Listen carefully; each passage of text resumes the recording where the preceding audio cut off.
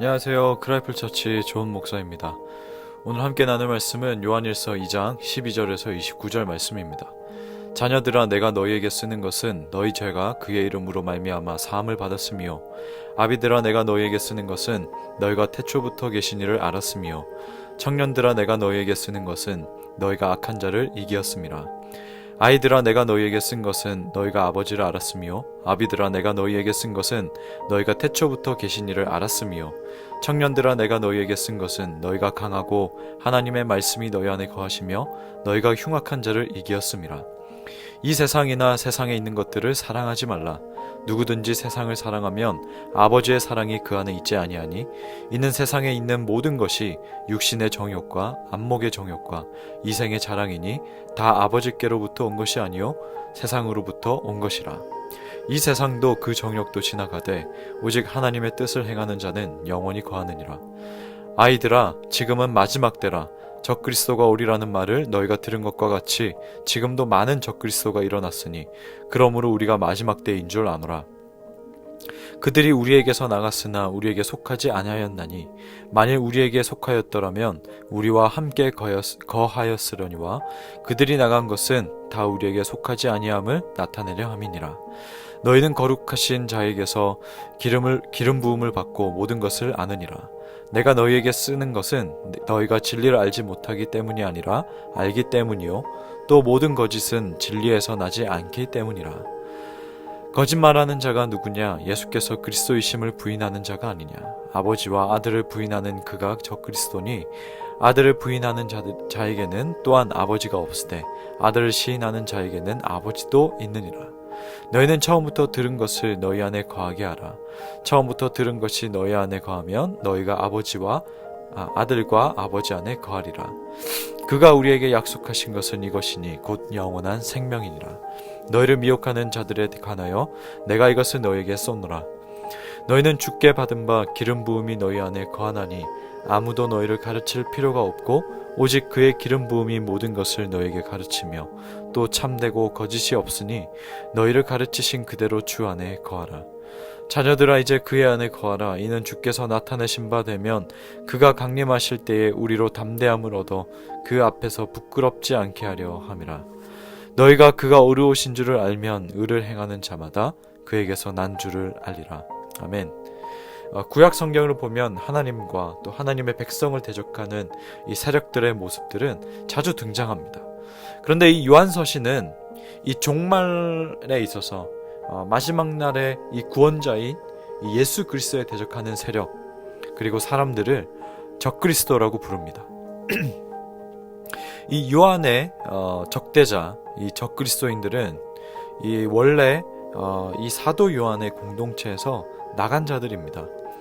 이 나간 자들이 예수님이 그리스도이시라는 것을 부인했는데, 그들이 말했던 바는 뭐냐면 예수 그리스도의 이 신성이 예수님이 세례받을 때에 임했다가 십자가에서 죽으시기 전에 떠났다라고 보았습니다.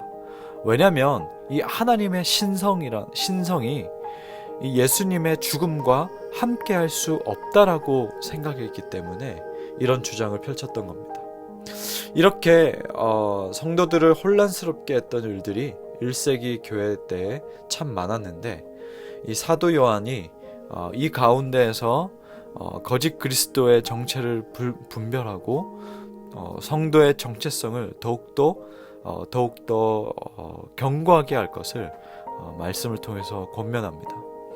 오늘 말씀의 12절을 보면 자녀들아 라는 표현이 나오는데, 이 표현은 사도 요한이 다정하게 표현하는 말이기도 하지만 이렇게 자녀들아 라고 이렇게 부를 수 있는 이유는 이들이 예수님을 통해서 죄 용서를 받은 사람들이기 때문입니다. 이 모든 그리스도인들은 예수 그리스도의 이름으로 말미암아 죄 사함을 받았다라는 이 공통점이 있는데요. 바로 이것이 그리스도인의 정체성입니다. 그런데 이런 공통점이 있지만 어떤 사람은 믿음이 성숙하고 또 어떤 사람은 오랜 기간 동안 예수님과 교제하고 있고, 또 어떤 이들은 사탄의 유혹과 싸워서 또 승리하는 경험을 계속해서 쌓아가고 있는데, 반대로 어떤 사람들은 이제 막 예수님에 대해서 배우고 믿음의 여정을 시작하고 있기도 하더라는 겁니다. 본문에서는 자녀들, 아비들, 청년들, 아이들이라는 표현을 쓰면서 이렇게 다양한 영적 수준을 가진 성도들이 있다라고 말합니다. 그러나 성숙한 믿음을 갖고 있는 사람이든 이제 막 초신자이든 상관없이 거짓 가르침에 흔들리지 말고 이미 알고 믿고 있는 이 진리가 옳고 또 죄사함의 구원도 확실하다는 그 사실을 다시 한번 상기시켜 줍니다. 여기서 이 청년들, 여러 이제 자녀들, 아비들, 청년들, 아이들이라는 이제 특징들이 있는데 이 청년들의 이 특징을 보면 이 악한 자를 이기는 자들이 바로 청년들입니다. 그들 안에 이 하나님의 말씀이 거하기 때문에 강하고 사탄을 이미 이긴 자들이라고 반복해서 말씀을 말합니다. 이 청년들, 이 믿음의 이 성숙도에서 이 청년들의 힘은 젊음으로부터 나오는 그 힘이 아니고 그들 안에 존재하는 하나님의 말씀의 능력입니다. 이사야 선지자가 말하죠. 소년이라도 피곤하며 곤비하며 장정이라도 넘어지며 쓰러지되 오직 여호와를 앙망하는 자는 새 힘을 얻으리니 독수리가 날개치며 올라감 같을 것이고 다른 박질하여도 곤비하지 아니하겠고 걸어가도 피곤하지 아니하리로다. 이사야서 40장 30절에서 31절에 나와 있는 말씀입니다. 이 말씀이 말하는 바가 무엇입니까? 하나님의 말씀이 우리 안에 거할 때에만 성도들은 변함없이 강할 수 있다는 겁니다. 이것이 하나님의 자녀의 정체성입니다. 그러한 우리가 조심해야 될 것은 무엇일까요? 오늘 말씀의 본문에 보니까 15절 16절에 이 세상이나 세상에 있는 것들을 사랑하지 말라. 누구든지 세상을 사랑하면 아버지의 사랑이 그 안에 있지 아니하니 이는 세상에 있는 모든 것이 육신의 정욕과 안목의 정욕과 이생의 자랑이니 다 아버지께로부터 온 것이 아니요 세상으로부터 온 것이라. 이 요한일서에서 세상은 두 가지를 의미하는데 첫 번째는 하나님의 창조 세계이고 두 번째로는 일시적으로 이 악의 세력의 지배를 받는 인간 세력, 하나님을 대적하는 인간 세상을 말합니다. 여기 오늘 15절과 16절의 세상은 바로 후자의 의미겠죠. 요한은 이 세상으로부터 나온 육신의 정욕, 안목의 정욕, 이생의 자랑을 경계하려고 합니다. 육신의 정욕은 단순히 욕심이 많은 그런 개념이 아니고 하나님을 대적하는 사람의 모든 죄악된 욕심을 말합니다. 그리고 안목의 정욕은 눈으로 하는 모든 범죄 동기를 말하는데 특히 죄악된 가치관 혹은 세계관으로 갖게 되는 이 생각 그리고 욕심을 의미합니다. 이생의 자랑은 세상에 있는 잘못된 허영심을 말하기도 하고 또 이 소유로부터 오는 죄악된 자랑을 말하기도 합니다. 어쨌든 이처럼 하나님의 영의 지배를 받는 삶이 아니고 악한 영의 지배를 받는 모든 것들은 하나님을 대적합니다. 어제 나눴던 내용처럼 분명 하나님은 자신의 계명을 지킬 것을 명령하셨는데 이를 반대하는 악한 영은 하나님의 말씀과 계명에 순종하지 못하도록 합니다. 예수 그리스도의 이름으로 재용서를 받은 그리스도인들은 세속적인 방식이 아니라 하나님의 뜻을 행하며 살아야 할 존재라는 것을 꼭 기억하시길 바랍니다. 끝으로 24절 말씀을 보면 너희는 처음부터 들은 것을 너희 안에 거하게 하라. 처음부터 들은 것이 너희 안에 거하면 너희가 아들과 아버지 안에 거하리라 말씀하고 있는데 이 말씀을 보면 믿음은 맨 처음이 바르게 세워져야 끝까지 바르게 유지될 수 있다는 것을 알 수 있습니다. 24절에 처음부터 들은 것은 바로 예수 그리스도의 복음을 말합니다. 처음부터 배워온 바에 계속 충실하라고 말씀은 격려합니다. 우리는 이것에 뭔가를 더해야 할 것처럼 이 강박관념을 가지는데 처음부터 배워온 바를 그대로 지켜내는 것이 사명이라고 말씀은 말합니다. 요즘 유튜브에 관심을 끄는 채널이 있는 것 같습니다. 여기저기서 이 채널에 나오는 내용이 진짜인지, 이 현상이 진짜인지 물어오기도 하고, 어떤 사람은 이 사람처럼 사역해야 한다고 말하는 분들이 있습니다.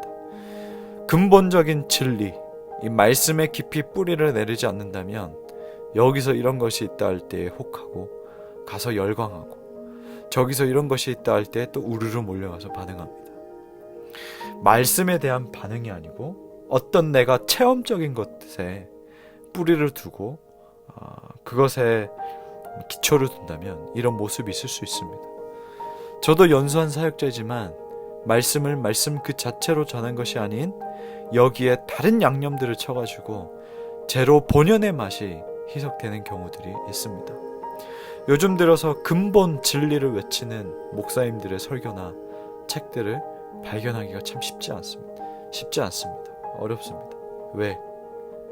근본 진리를 외치는 것이 재미없다라고 생각하기 때문이고, 뭔가 사람들의 귀에 잘 들리게끔 하는 세련된 내용이 아니라는 생각 때문인지 여기저기 양념을 가미한 내용들이 더러 있습니다. 우리는 이미 하나님의 주도 아래에 성령 안에서 사도들을 통해 주어진 이 말씀 안에 있을 때에, 이 성경 66권 말씀 안에 있을 때 하나님과 바른 관계를 맺을 수 있고 충분한 사귐을 가질 수 있습니다. 하나님 아버지와 그의 아들 예수 그리스도에 대한 진리를 굳게 붙잡는다면 우리는 결코 하나님과 단절되지 않을 것입니다. 누가 뭘 보았고 누가 대단한 뭘 들었고 신비한 일들이 일어나는 그런 것들 부러워하지도 말고 혹하지도 마십시오. 하나님 한 분이면 충분한 것이 기독교 아니겠습니까? 17절에서 말합니다. 이 세상도 그 정욕도 지나가되 오직 하나님의 뜻을 행하는 자는 영원히 거하느니라. 이 하나님 말씀 붙들고 또 그 말씀대로 살아가는 자는 영원하다 말씀하십니다. 그 영원을 향하는 우리가 되기를 축복합니다. 하나님 아버지, 이 그리스도인의 정체성이 무엇인지 말씀은 말합니다. 하나님 뜻 안에 있고 하나님 말씀 안에 계속해서 거하는 것이 바로 하나님의 자녀들의 정체성이라고 말합니다.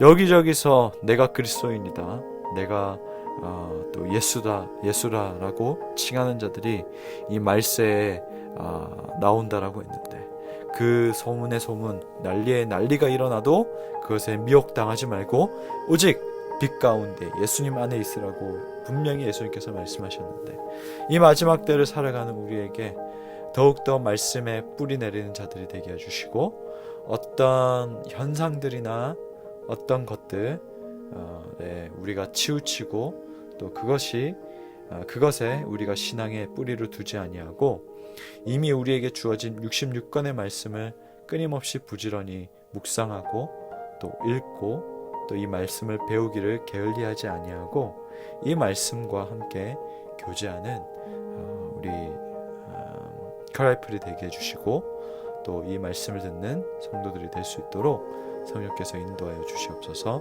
감사드리며 예수님의 이름으로 기도하옵나이다. 아멘.